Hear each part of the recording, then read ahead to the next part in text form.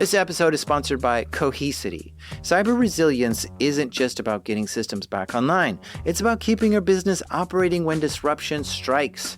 That's the idea behind the Minimum Viable Company, or MVC, a trusted operating core for recovery. Cohesity built the MVC to help organizations identify the essential applications, data, people, and processes required to serve customers, maintain communication, protect revenue, and meet critical obligations.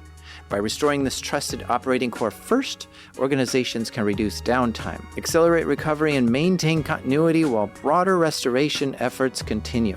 It also provides a clear recovery target, enabling teams to focus resources where they will have the greatest business impact. Learn more at cohesity.com/resilience. That's cohesity.com/resilience. Cohesity, resilience everywhere.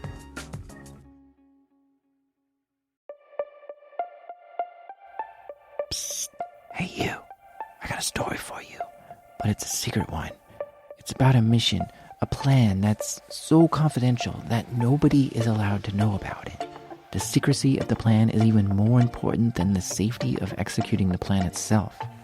Are you ready for it? What would you do if you had a few $1 million and were convinced that intercontinental missiles were soon going to be hurtling towards your city? You could pack up and run, but these might be nuclear warheads, so running might not help. It's best to shelter in place, but your house is no match for missiles. You need to go underground, into a bunker, bomb shelter. You search online and see some bomb shelters you can buy. They're not too crazy expensive. You can afford it. You're a millionaire. But remember, secrecy first. If you buy a bomb shelter and deliver it to your house, everyone will know your place is the place to go to during an attack. So yeah, that won't work. There's got to be a better solution to this, one where nobody would ever know about, but also one that when you put safety second, you risk human life. These are true stories from the dark side of the internet. I'm Jack Rhysider. This is Darknet Diaries.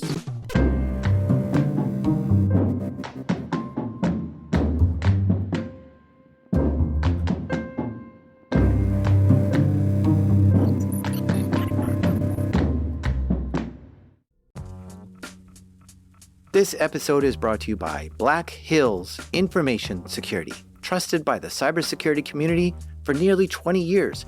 Need a pen test or 24/7 monitoring from their active SOC team? Or maybe you're ready for continuous pen testing to keep your systems battle ready. Black Hills InfoSec can take care of it all. And if you want to learn how they do it, check out Anti-Siphon Training. It's built for people who really want to hone their skills, from SOC analyst tools and methodologies to setting traps and running deception operations. AI is changing cybersecurity right now. Defenders use it, attackers use it, and that's why Anti-Siphon Training is hosting their free AI Security Summit on August 14th. Join experienced practitioners as they share practical lessons, real-world experiences, and insights into how AI is changing cybersecurity. And because you're one of my listeners, they've got a little something extra waiting for you at blackhillsinfosec.com/darknet. The website you need to go to is blackhillsinfosec.com/darknet.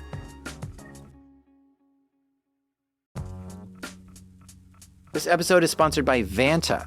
What's the one thing in business that's spreading as fast as AI? AI risk.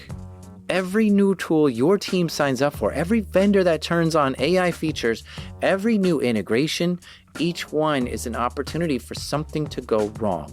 And most security programs weren't built for AI's pace of growth. Enter Vanta. Vanta is helping companies like yours watch for the risks that show up between audits, across your vendors, your AI tools, and your whole environment. How? The Vanta agent works like a 24/7 GRC engineer in the background, finding issues, drafting fixes for you, and cutting vendor assessment time by up to 50%. Whether you're a fast-growing startup or a global enterprise, Vanta is here to help you automate your security and compliance and earn and prove trust. Get started today at vanta.com/darknet. That's spelled VANTA. Vanta.com/darknet. A quick warning up front here. This episode is graphic, rated R. It has bad language and strong violent imagery. In fact, 2 listeners have wrote to me saying I need to put a stronger warning here, so consider yourself warned. This one might be too much for some audiences. This story is about a young man named Daniel Beckwith. He grew up in a house in Bethesda, Maryland. Actually, it was 5212 Danbury Road. And he was fascinated with electronics growing up and decided to go for an electrical engineering degree from University of Illinois. He got a place to stay right on campus and was studying for his undergraduate degree. Now, this was around 2011. He was fascinated with tech at a young age, and as a teenager, he loved to play with phone phreaking. This is basically hacking phones. But while at university, he learned about a magical internet money called Bitcoin. Now, back in 2011, Bitcoin was practically brand new. It had only been around for like a year or two. But still, at that time, you could buy it and sell it and mine it.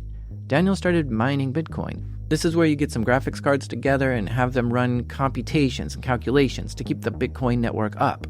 And in exchange for doing this, you get to keep some Bitcoin for helping. Daniel had an interesting way of seeing the world. He was a little fearful of the government, and because the government regulated money, he liked the idea of a decentralized currency. He believed this was the money of the future, so he got more and more into Bitcoins. And once he mined enough of it, he started trading it like stocks to try to get more, selling high, buying low. And you know what? He got pretty good at this. By the summer of 2011, he felt confident enough about his knowledge of Bitcoin to travel to Las Vegas, Nevada and give a talk about Bitcoin at Defcon, the largest hacking conference in the world. First, I'd just like to thank everyone for coming out and making this great Defcon. This has been my first Defcon, and I've really enjoyed it. I had a lot of great speakers here, and it's been fabulous attending, and just hope speaking is half as fun. Anyway, my handle's Skunkworks, and today I'm going to be talking to you about hacking the global economy with GPUs, or how I learned to stop worrying and love Bitcoin. In this talk, he's wearing a pair of sunglasses, maybe to look cool or as a disguise. He's got short hair and a black shirt. He didn't call himself Daniel, of course. His speaker name was Skunkworks. And back at the time of that talk, the price of Bitcoin was fluctuating between $8 and $30. Jeez, if I only had the vision that Daniel had and bought up a ton of Bitcoin then, I'd be in a Lamborghini right now. Anyway, the talk was good. He explained Bitcoin pretty well, and he did a good job for his first presentation at DEF CON. At the same DEF CON conference, an entirely different group of guys also gave a talk. So this is a story about how we lost an eye. And just to be clear, that's me with a microscope. The sun's in the air, and I'm looking at a hard drive platter, which happens to be very shiny. It's really fucking bright. So, anyway, that joke fell flat, so we're going to keep on trucking. This one was presented by Shane Lawson, Bruce Potter, and Deviant Olaf. 3 veteran speakers of hacker conferences, so they packed the room. This talk had a premise. They wanted a way to destroy a hard drive remotely. And they wanted to know the best way to do that. What we'd really like to do is have a way to remotely destroy a drive.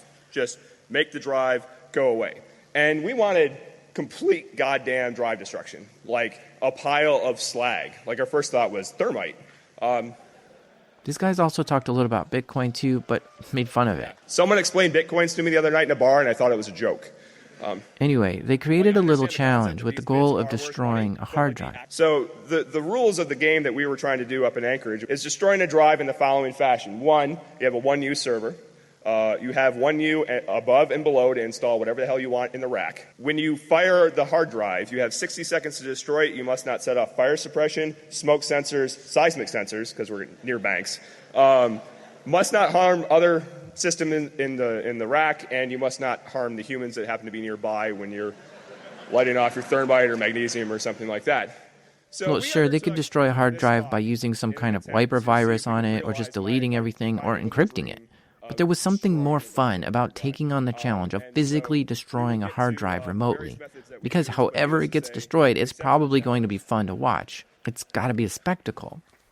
So their goal was to take a computer mounted in a server rack and somehow physically destroy the hard drive remotely. Okay, but this isn't so easy. Deviant Olaf, one of the speakers at this presentation, went over a few ways to blow up a hard drive using gunpowder and thermite. but he explained all kinds of limitations this would bring. One being you need a big blast to trigger some of these explosives, and thermite is hard to work with because it just melts through everything and can potentially cause explosions. So what have we learned today, kids? We have learned that it's possible to do incendiary things or boomiary things to your drives. You do not want the emergency crews to come out. We do not want you going home and, burning shit down. We do not want you sent to a freaking ER. We do not want you making new friends. At least not if you're going to blame us for it. If you really think this is up your fucking alley, there are plenty of resources online if you want to be stupid. They tried burning the drives, grinding the drives, used chemicals to somehow melt the drives, or other incendiary attempts, but most of these tests were unsuccessful. Hard drives are hard, and they didn't want any leftover data on the drive because even if a few bytes of data were left over, that could be the password to something important, like your Bitcoin wallet. But they did find that fire would actually burn the hard drives fairly effectively. The idea that we came up with was affixing a glow plug for like a motorbike to the end of a propane torch, and then use a servo to open said propane torch, and then lighting the propane torch remotely with an Arduino and an Ethernet connection. By God, the most difficult way ever to light a propane torch. Yeah. But they just couldn't figure out how to do this. So here's the kicker. We failed. We failed in a big, gnarly, nasty way. And you sat through 45 minutes of fucking failure. So here's the deal, though. The first person that makes a device that meets the challenge requirements that we have and does not harm themselves or sue us will get free access to ShmooCon 2012. Daniel Beckwith, the guy who gave the talk on Bitcoin, was in the audience at this talk, watching it and feeling inspired by the challenge. He thought for sure he could destroy a hard drive better than these guys did because he was fascinated with chemistry and explosives and electronics, and he had some ideas on how to do this. On top of that, he wanted to win the prize that was free ShmooCon tickets, which, by the way, ShmooCon is a hacker conference in Washington, D.C., not too far from where he grew up. He went back home and tried a few different things. First, he tried lye, and to try to do a chemical burn on the hard drives. And this didn't quite work.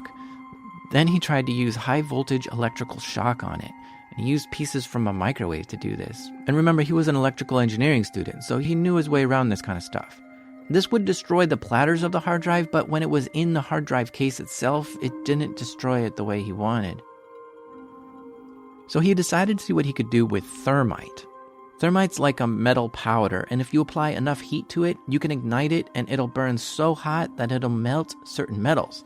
It burns at like 3,000 degrees Fahrenheit or more.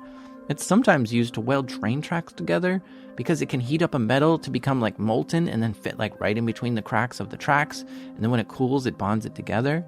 Now, since a hard drive is made of metal, the theory is that thermite would simply melt the metal and then leave just a puddle behind of where the hard drive was. Daniel found an article on Hackaday of someone doing this and decided to try to follow the instructions. Safety first, though, Daniel purchased a full fire proximity suit from eBay and a pair of gloves that were rated to withstand 2,000 degrees Fahrenheit. For about $170, he had all the PPE, or personal protective equipment, required to do something like this. He also pulled out his chemistry book from freshman year and started to review what exothermic reactions are and that kind of stuff. And then he went online and purchased some thermite. But when the thermite arrived, so did company. The campus police somehow got word that this student was purchasing thermite and paid Daniel a visit. Daniel showed the police the ShmooCon challenge and that he was only trying to win the challenge. The police saw that the challenge was real, and since owning thermite wasn't actually illegal, the police let him carry on. He wanted to be safe with this experiment and was concerned about fire and explosions and things getting out of hand, so he decided to dig a pit in his backyard to do his experiments in. And this was like a 4-foot deep pit, about 2 feet wide, and he also kept multiple fire extinguishers nearby. With everything ready, he placed the hard drive in the dugout pit, added the thermite on top of it, put on his PPE, and he was all ready. 3, 2, 1, ignition. Sparks shot everywhere, flames leapt up, and the iron in the thermite turned molten and grew so hot that it melted right through the hard drive underneath it. It was amazing to watch and absolutely obliterated the hard drive. This was really cool, and Daniel wanted to improve this, so he kept trying it over and over to make it more effective. And after a few attempts, he found that the perfect amount of thermite to destroy a hard drive was 1 kilograms worth. Great. That's working very effectively, but it didn't quite work within the bounds of the challenge, which was to not set off smoke alarms or destroy anything else in the rack. The thermite reaction produced a lot of smoke, so he began getting deeper into chemistry and exothermic reactions to try to figure out how to burn something as hot as thermite, but keeping it contained. He found another version of thermite, which was made up of a chemical compound, calcium sulfate. This burned just as hot as thermite, but with less smoke. He purchased some of it and took it to his test pit and tried to burn a hard drive. But this wasn't as effective, since it didn't create enough slag as the metal-based thermite, and it's the slag that was turning the hard drive into molten metal. So he started making his own thermite mixtures to try to find something that would be effective. He added various oxidizers and fuels. He would add little bits to see if it helped at melting the hard drive, and if so, he would add a little bit more of that. He actually did around 300 different tests to find the perfect solution. And what he found was a mixture of 37% thermite, 37% calcium sulfate thermite, and 25% potassium nitrate. This mixture would be the best he could find that had an easy way to ignite, it burned hot enough, it created enough slag, and didn't cause a lot of smoke. Excellent. But the challenge is still to be able to set this off in a data center without burning down the whole data center. So he did some experiments with fire-rated drywall. He built a box of this drywall that would fit in a server rack, and on the box he added a HEPA filter which filtered out the smoke. And after a few attempts, he got it to work. Within this small box, he was able to set off a thermite reaction and burn a hard drive without producing any smoke or setting anything else on fire in the rack. This satisfied all the requirements of the challenge. So Daniel presented his research to the 3 guys who laid down this challenge, and sure enough, he won the prize. Free tickets to ShmooCon. Yes. Daniel felt good. On top of that, he got to present his entire experimentation process on how he did it at ShmooCon 2012. My pseudonym is Skunkworks, and today I'm going to be talking to you about hard drive anti-forensics. My talk's entitled, "And That's How I Didn't Lose an Eye, Emergency Data Destruction." So first, a little bit about me. I'm an undergrad in electrical engineering at a major U.S. research university. I do a lot of, an insane amount of my own R&D outside of school in my basement in suburban Maryland. I'm experienced in basically everything from non-destructive entry to CUDA, VoIP to Tesla coils. I'm just a tinkerer. I love building stuff, and that's why I took on the Shmoo Group's Hard Drive Data Destruction Challenge and succeeded in it. I'm cutting class to speak at ShmooCon. I actually had to cut Friday double E class to make the flight out. Thermite is exciting, and Daniel was excited to give this talk and get recognized for his R&D. Again, he wore the same outfit on stage: dark sunglasses, short hair, black shirt. And after the conference, he went back to school, all the way to University of Illinois. He took more classes there and was studying hard. He was 20 years old back in 2012. And I don't know why, but he allegedly caused destruction to school's property. He was taking a course, ECE 329, which stood for Electrical and Computer Engineering, and he put a keylogger on the professor's computer. This is a little physical device that you put in between the keyboard and the computer, and it records every keystroke that computer makes.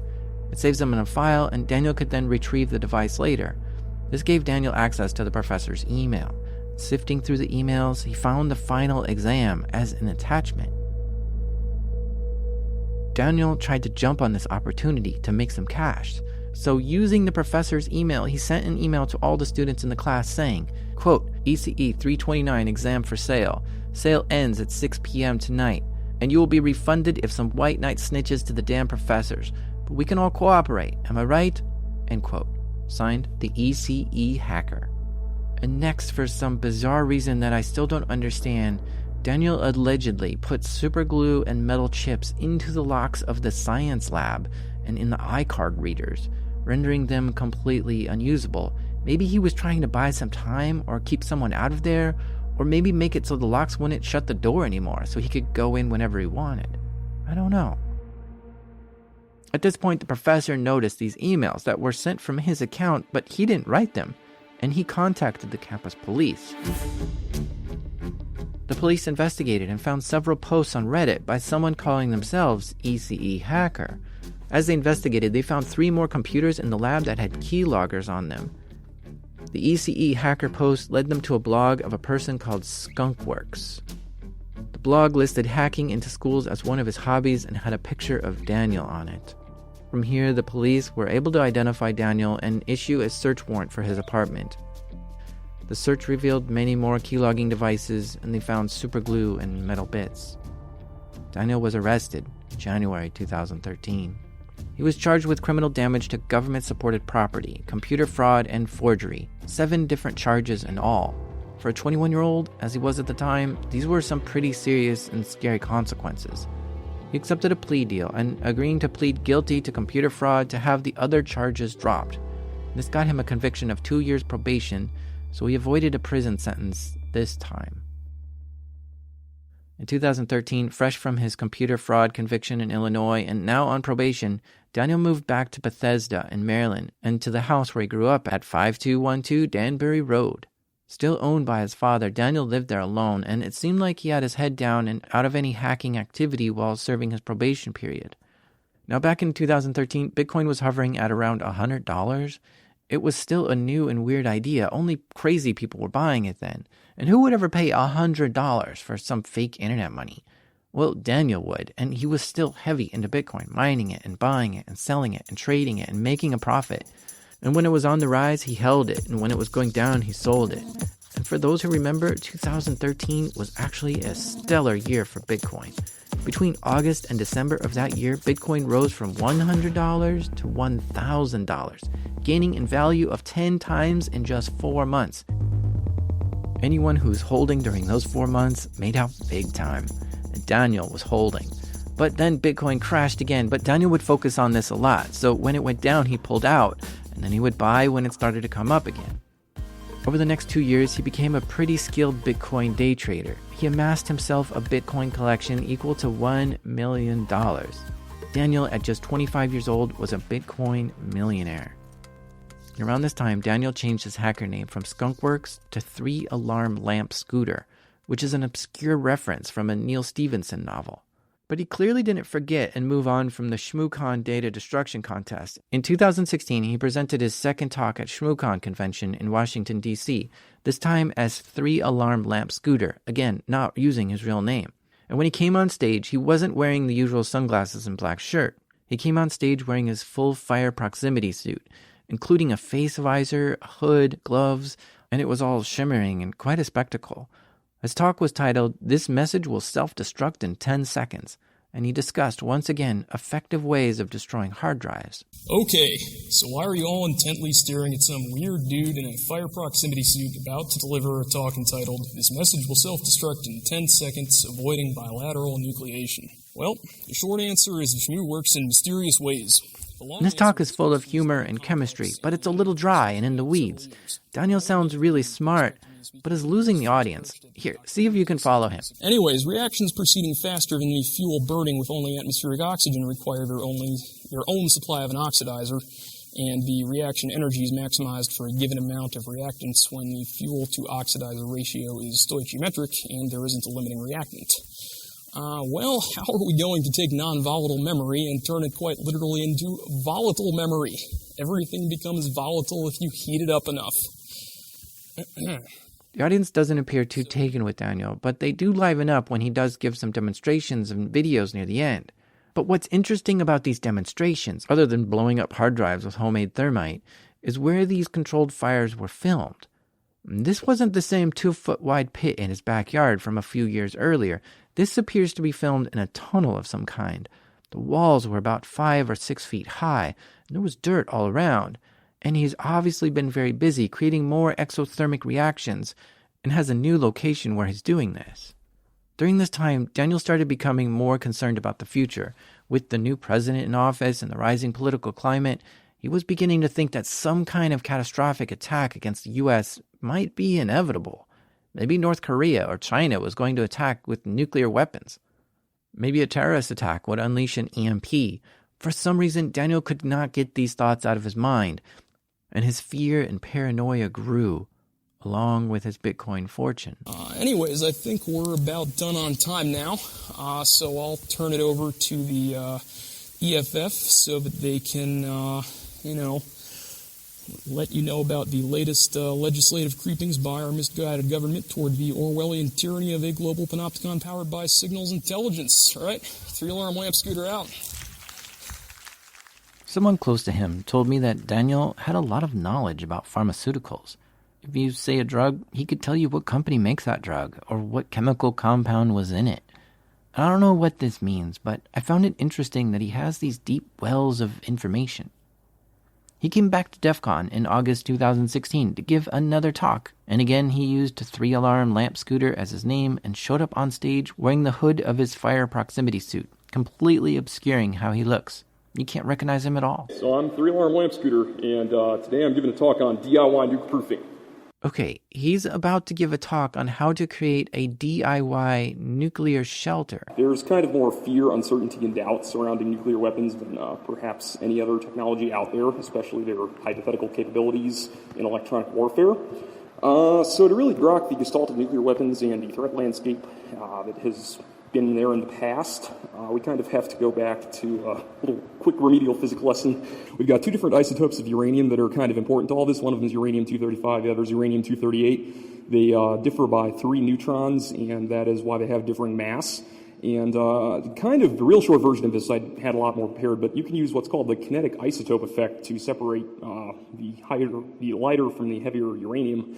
And the lighter uranium-235 actually is what's called fissile material. If you hit it with a neutron, it can sustain a nuclear reaction if it's enriched above around 5% usually.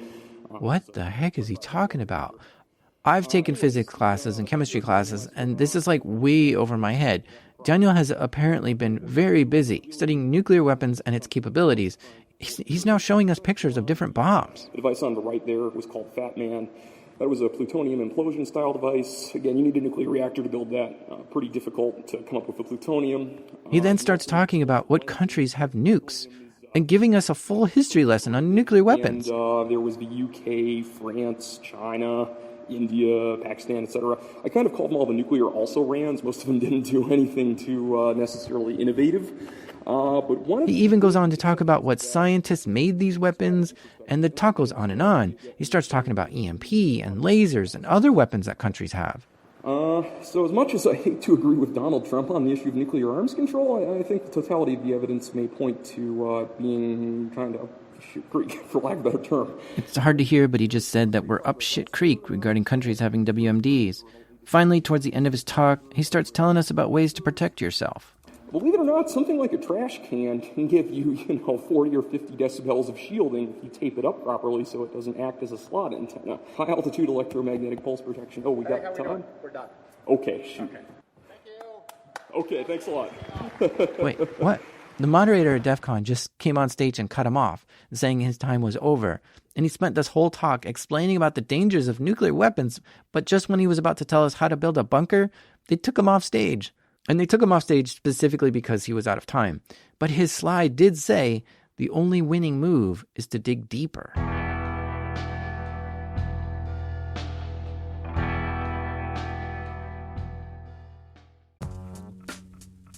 This episode is sponsored by Delete Me. Have you ever thought, I should really be doing something to protect myself from stalkers, scammers, and hackers, but you're not sure what?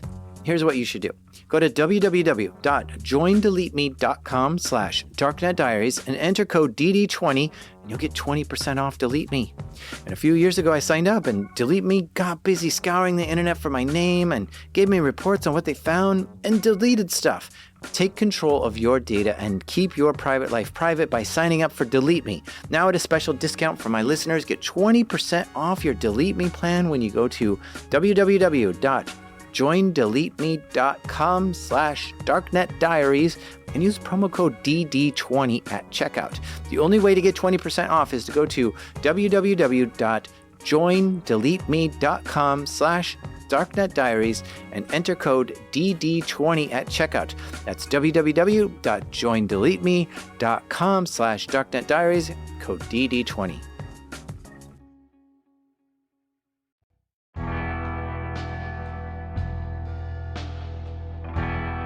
Turns out, Daniel had been very busy working on a new project.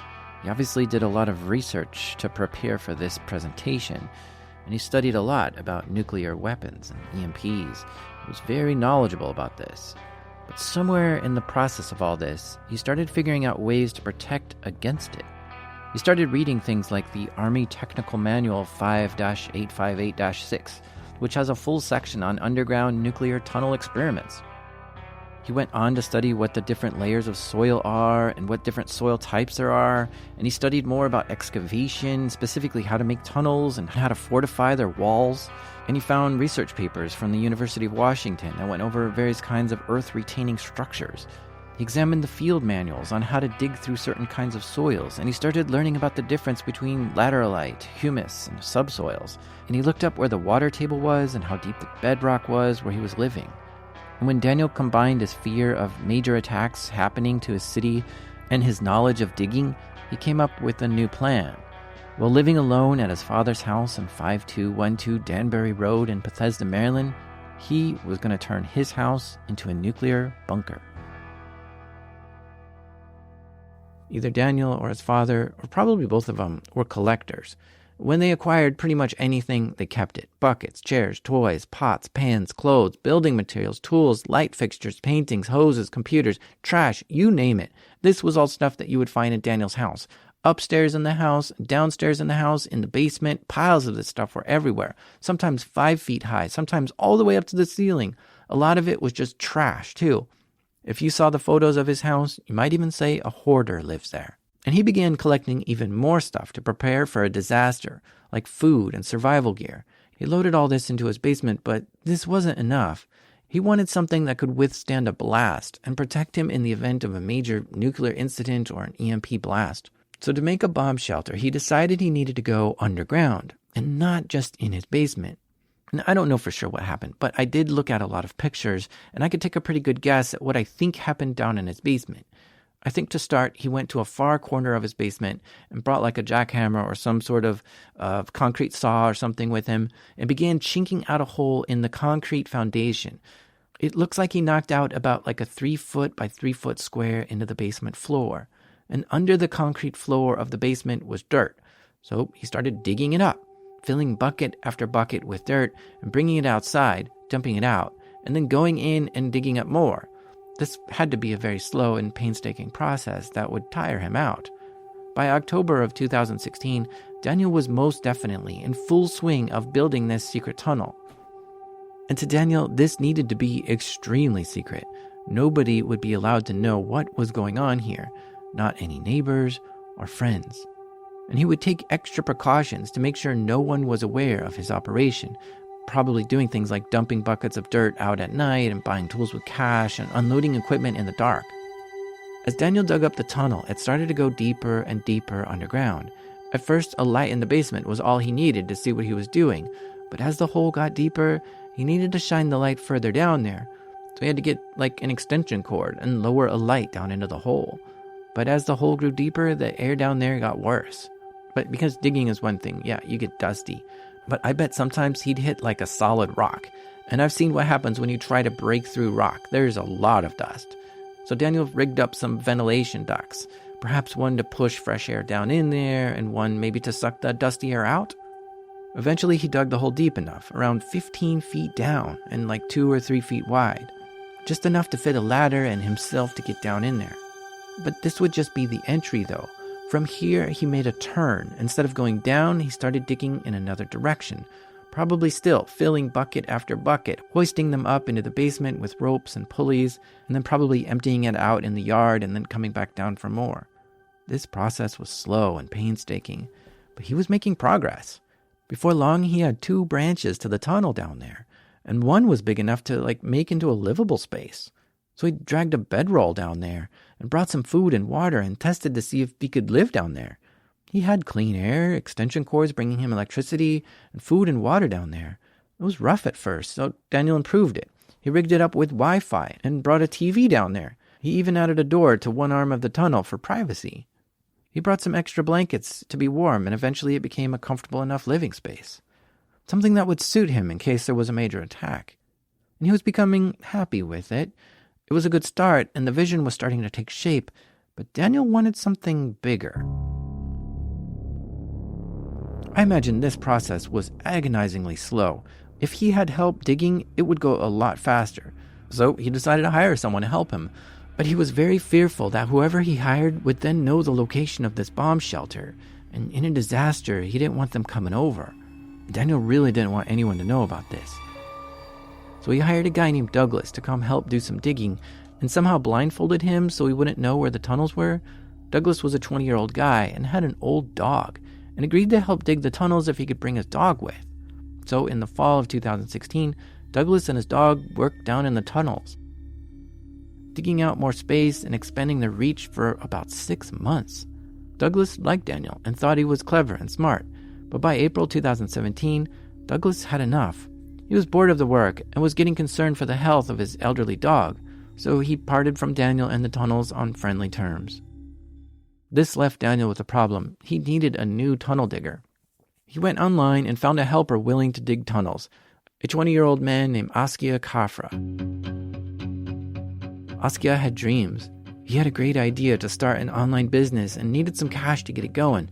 Daniel agreed to invest $5,000 into his online business if he would help dig the tunnels, and this was on top of some kind of daily pay. But there was a catch. Because Daniel was so paranoid about anyone knowing about the underground bunker, he went to great lengths to keep the location secret from Askia. First of all, Askia only lived 4 miles away from Daniel's house, where the tunnels were being dug, but Daniel wouldn't just give him the address. Instead, he'd drive him over blindfolded. But Daniel knew that if he blindfolded someone and just drove them 4 miles, that person would know the tunnels are nearby and might even be able to sense the exact location based on the turns. So Daniel had a trick. Daniel would pick Askia up from his home 4 miles away and drive him out to Manassas in Virginia, 39 miles away. And once there, Daniel would then give Askia a pair of blacked-out goggles, which he was to put on for the rest of the journey. With Askia wearing these, he couldn't see anything or where they were driving. And Daniel would then drive Askia almost right back to where they started at his house in Bethesda. And he would then take Askia out of the car, lead him into the house and down into the basement, and only then he could take the goggles off. By this point, the tunnels were even more elaborate. First, they'd go down and below Daniel's house about 20 feet, and then they'd stretch out in different directions like arms. And there were a few different corridors and passageways and rooms, basically.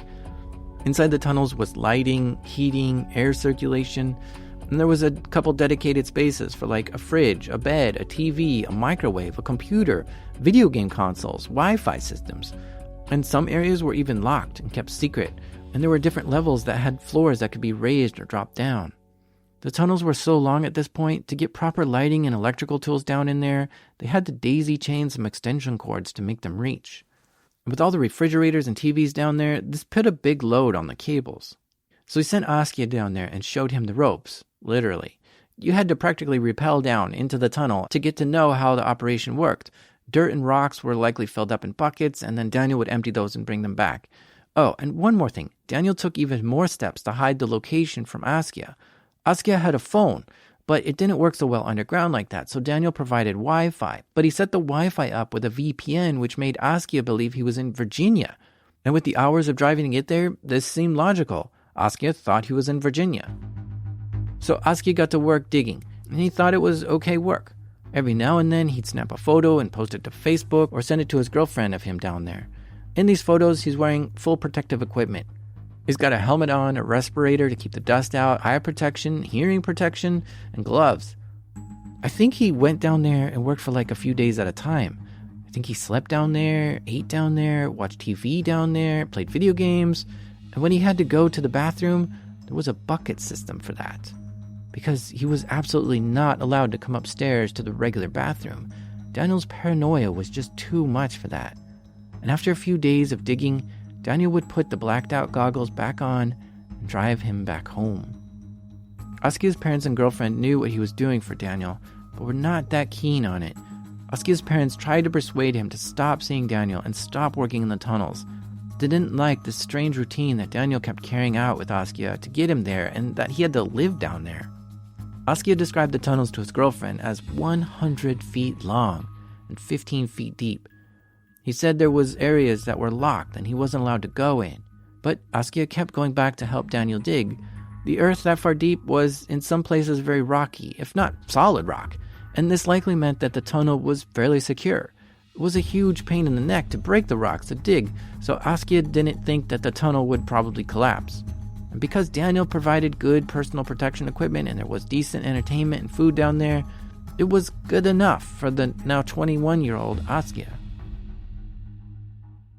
On September 10th, 2017, at about 2 p.m., Askia was working in the tunnels while Daniel was upstairs in the house. Askia smelled smoke in the tunnels and sent Daniel a text message telling him about it. Daniel came downstairs into the basement and looked around. He saw that a circuit had tripped in the electrical box. This made the tunnels dark, and Askia couldn't see what he was doing down there. Daniel inspected the wiring and tried to find the source of the smoke, but remember, Daniel's house and basement is a bit cluttered, you could say. Stuff was piled everywhere, and it wasn't easy to move things around and inspect the job site. It's unclear, and I'm not exactly sure, but I think Daniel couldn't locate the problem and just switched the circuit breaker back on and went upstairs.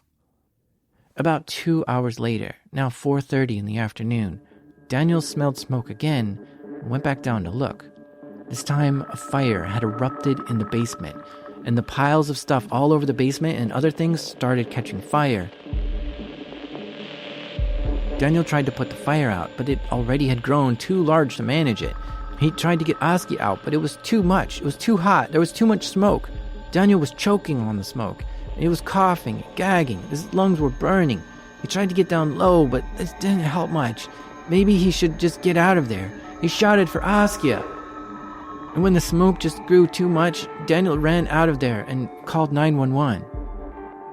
I think at this time, Askia was down in the tunnels washing up after a long day of work, and so he had taken his clothes off, and he was in the middle of putting new clothes back on when he heard Daniel shouting out that there's a fire. Askia ran to the tunnel entrance and looked up into the basement. There he could see the smoke, and he could hear the fire, and he didn't want to be trapped in the tunnel with a fire going on, so he climbed up the 15-foot tall ladder and into the basement. Naked, he almost immediately started coughing. The smoke was thick. He had seen this basement before to get down in the tunnels, but the smoke and fire and junk everywhere just disoriented him. He didn't know exactly how to get out. And now he's in a smoke-filled room that's on fire. It's full of garbage and trash and old bicycles and clothes and just a ton of junk. There's no windows in this place. He tried to make his way out of the basement, but he was lost. And he had to jump through flames to make it to the other side of the room, which would just scorch his body. It wasn't easy to get around. He started to panic, and the smoke grew thicker. It was dense, ugly smoke. Askia was coughing hard. The heat was intense.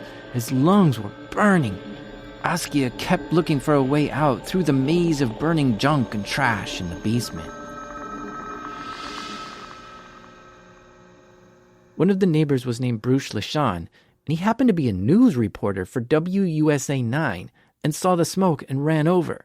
And he tells us his story. I was the first person on the scene of the fire. I tried to get into the burning house to rescue Kafra, but it was just too dangerous. And when I yelled in, "Are you in there? Is anybody in there?" there was no response. When the fire department arrived, they found Daniel outside, breathless and panicked. And he was telling them, there's someone inside who I couldn't get out. Daniel was suffering from smoke inhalation and some skin burns. The fire crews frantically made their way into the burning house looking for Askia. They went down into the basement, and just feet from the exit, they found his naked body laying there. The firefighters tried to help Askia, but it was too late. The smoke and fire was all too much for him, and he died just minutes before the firefighters found him.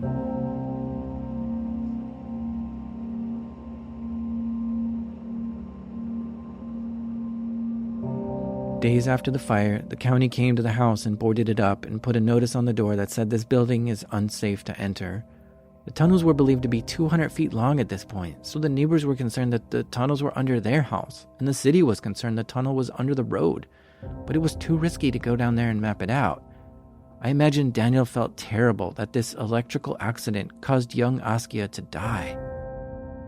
But after all, it was just an accident, so what more can you do? Askia's parents didn't accept that, though, and they pressed charges against Daniel. 8 months after the fire, on May 25, 2018, Daniel was arrested and charged with second-degree depraved heart murder and involuntary manslaughter. Depraved heart is an unusual charge. So a second-degree murder is a murder that is not premeditated or deliberate. And a depraved heart murder falls under this second-degree charge. But to be found guilty of a depraved heart murder means you have had to take an extreme risk with someone else's life. taking a risk you are aware of that could result in injury or death. Now, if that risk you are aware of is extreme enough and someone dies from that, then you could be found guilty of a depraved heart murder. So this is what Daniel was faced with. Was he aware that the conditions he made Askia work under were extremely risky? Was Daniel showing reckless disregard for human life? A jury would have to decide. A month later, and Daniel secured a bond for $100,000, his defense attorney said the fire was a tragic accident and not a criminal act, and that Askia was not forced into the tunnels. Here's his attorney. He was not held against his will. That guy posted pictures of him in the tunnels in his garb and shared with his friends on Twitter and Facebook. Look at those things. I've looked over some of the presentations Daniel put together. Specifically, the one on DIY nuke proofing was really impressive.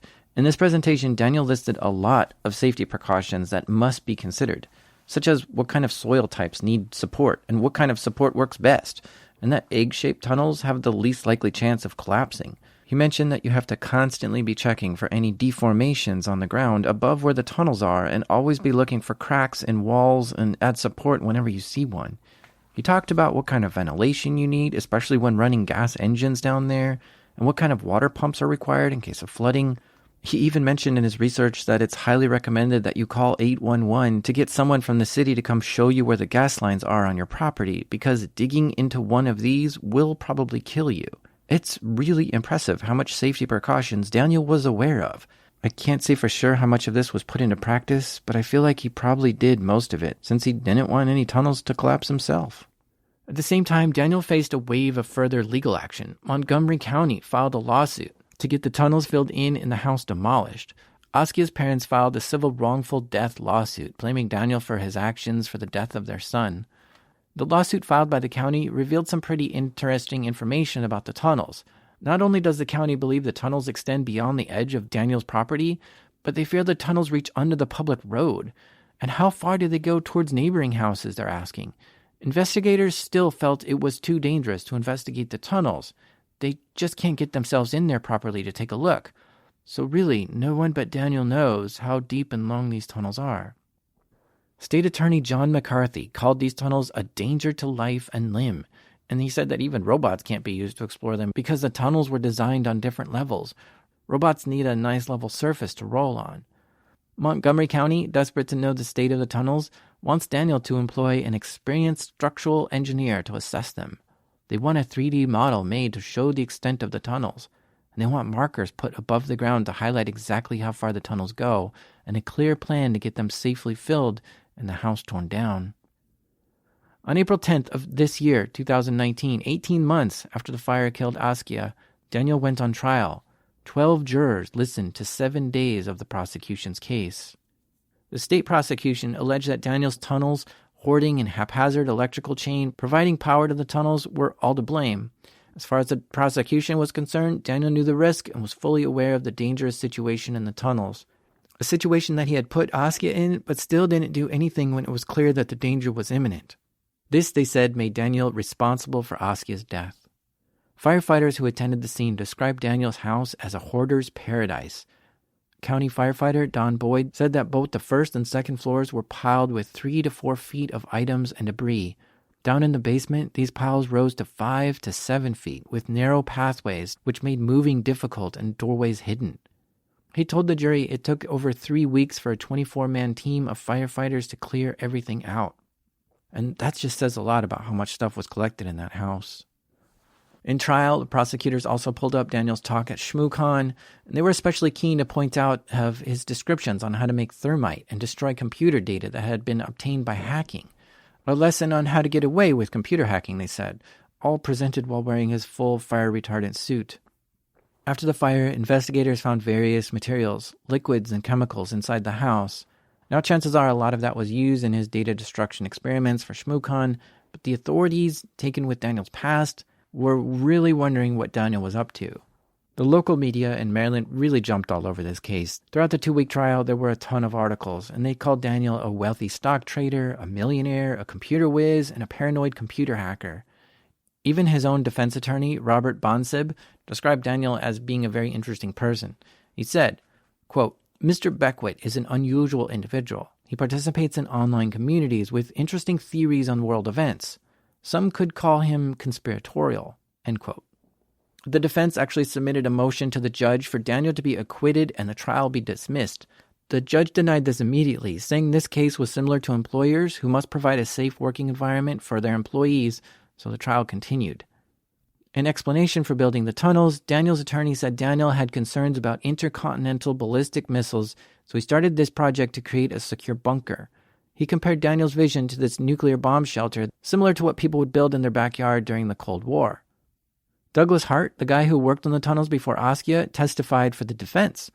He revealed, too, that he was led into the basement to the entrance of the tunnels wearing dark glasses with tape over the lenses.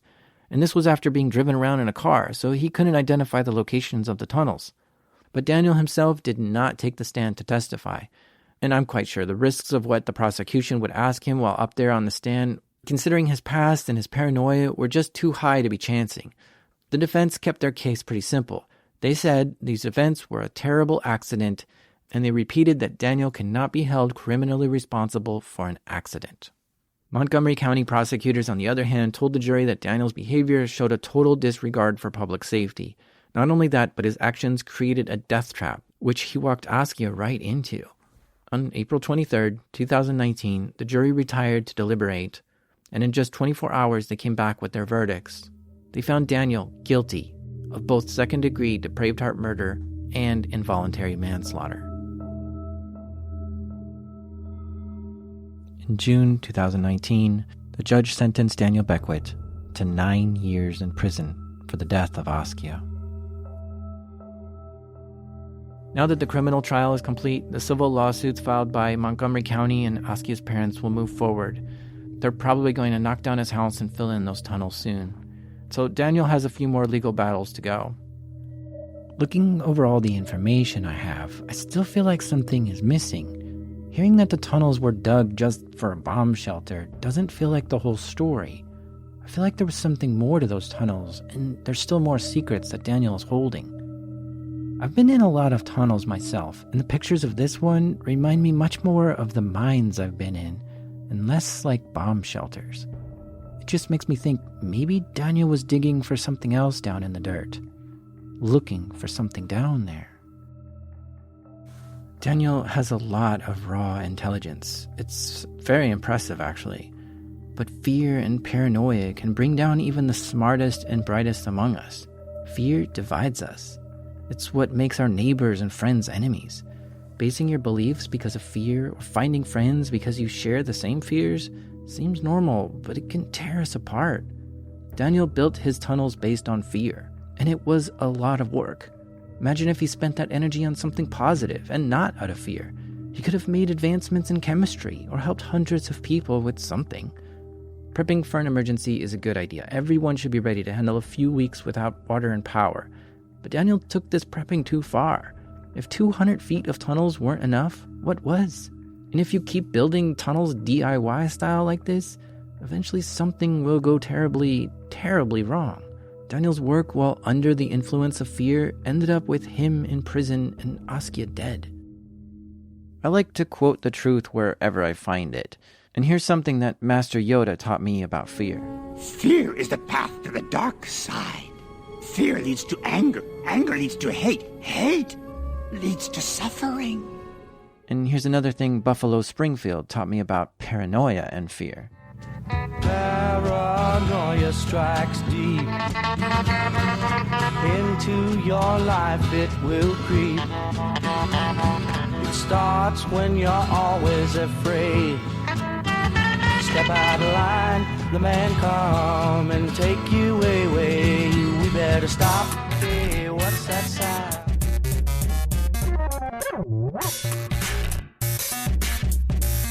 You've been listening to Darknet Diaries. If you find this show valuable, please consider donating on Patreon. You can get an ad-free feed there, and bonus episodes are starting to roll out. Donating there really helps this show a lot. This episode is created by me, your friendly ticket jockey, Jack Resider. Research and writing help for this episode was by Fiona Guy. Editing help by the Dark Duchess Damien. Theme music was created by the head-bobbing Breakmaster Cylinder. See you in 2 weeks.